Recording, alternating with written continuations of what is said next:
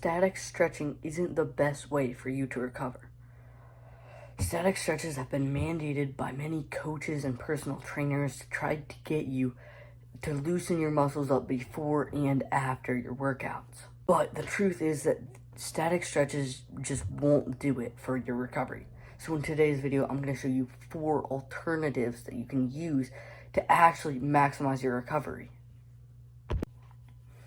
So most of you know that when you work out or when you train, when you do a training session, your muscles get micro tears, and within 48 hours, those micro tears begin to heal. So this is the pain that you receive while the micro tears are repairing themselves. That is why usually a day after your leg workout, it is really hard to stand. Sometimes it even is hard to do your daily things, like even standing, walking, or just anything that's using your legs. And sometimes even the muscles are sore right after the workout, which isn't usually normal. But I'm going to tell you why they are sometimes sore, like right after you get done with that leg workout. It just gets really sore all of a sudden, and it's like, ooh, I can't even like walk up the stairs or do anything. I just need to like sit down and have some rest. So I'm going to tell you some main reasons on why that is hurting at like right after that session, and why it's just hurting. Usually it takes like 24 to 48 hours to repair the muscles, so there shouldn't be any pain right after your leg workout. Well, so we all know when you are training, your muscles are stressed. So when your muscles are stressed, they usually tighten, and so when they do that, it sends muscles back to your brain, which sends more energy to those muscles to make sure they're being used. So when you are working out, or when you are doing a workout session or a training session, any of those things, your muscles are constantly under stress, and for however long you are doing that, more energy is being pumped into those muscle groups so that they can still perform their function, so you can complete that workout. So the problem is, right after your workout, your muscles are probably still really stressed, especially if you've been going extremely intense, because your body is telling it that it needs to stress your muscles more, and it needs to send more and more energy into those muscles to be able to complete that workout. So the main reason why your muscles are sore right after your workout is because those muscles are super stressed. So the best way to overcome this pain is actually to breathe, do big breaths, like big inhales and exhales, to really calm down your body and tell it that it doesn't need any more energy, and it doesn't need to strain those muscles anymore. So I actually have a technique that I would like you guys to try during your next workout session. So what you're going to do is a box method breathing technique. So what you'll do is you'll inhale for 5 seconds. Think of that as one line of the box. So right there, one line.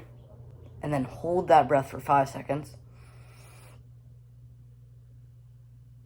So that's another line right there, goes across. Then exhale for 5 seconds, another line, and hold for 5 seconds. So when you repeat this process, it makes a square, so that's why it's called the box method. But this is actually scientifically proven to really help you calm down when you are stressed, whether that's when you're stressed in life or whether that's your muscles being stressed after a workout. I highly recommend you guys do this, especially if you're having that immediate muscle soreness right after your workout.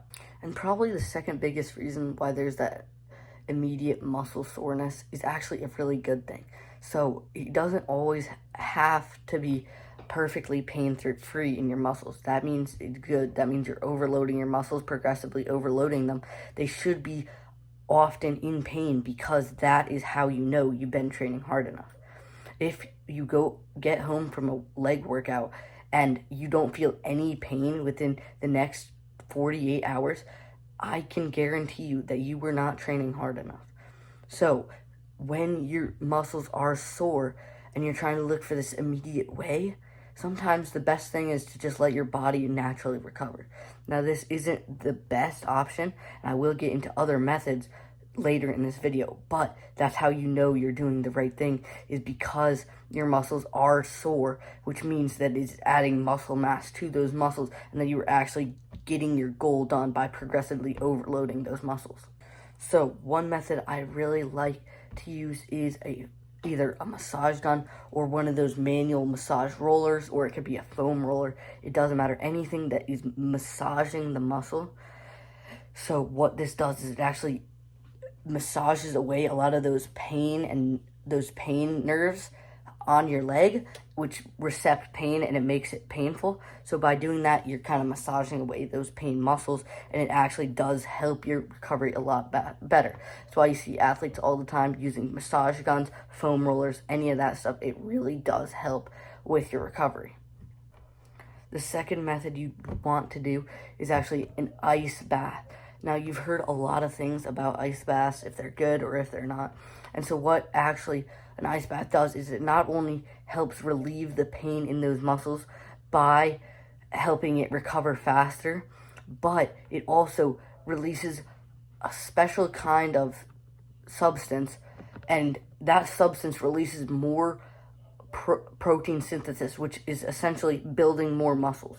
So this is extremely basic. I'm not trying to get into any of that science stuff. So basically, when your muscles are shocked by that water, that cold water, whether it's an ice bath, a cold shower, whenever those muscles are under that cold water, what it does is it thinks that it needs more energy because your body will be cold, and it needs more energy when it's cold to heat itself back up.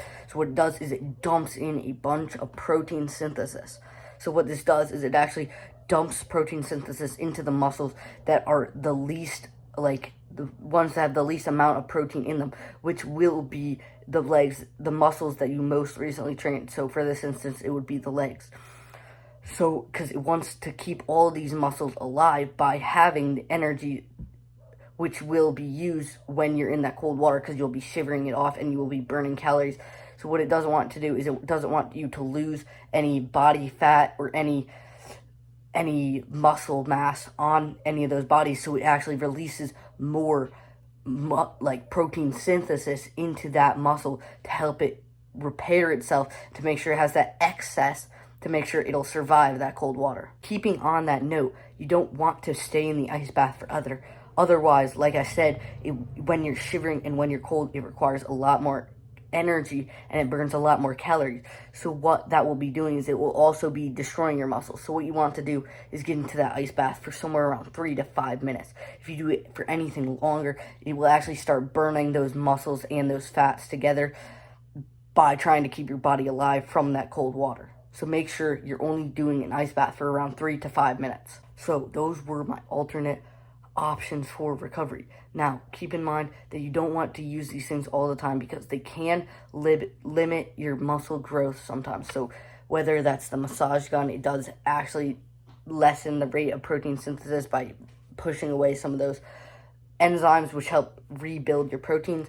But what I'm saying is, if you're in the off season of your sport and you're training really hard, you probably won't want to use that massage gun method. You want to activate as much protein synthesis. So what you'd want to do is actually get in the ice bath so you get more protein synthesis and your muscles grow bigger and you get bigger for that off season. Because what you need to do is you need to have that muscle mass, so then you're willing to sacrifice some of it during the season. So because you will need to recover fast, if you're doing a bunch of practices and games all season long and you want to perform at your best level, you don't want to be sore. So you need to make sure that you are actually recovered right. So that's why it's important to not do too many recovery methods that will limit your muscle gains during the off season, because you will be sacrificing some of those during the season that you're playing, because you will need to use those methods to help recover for your next game.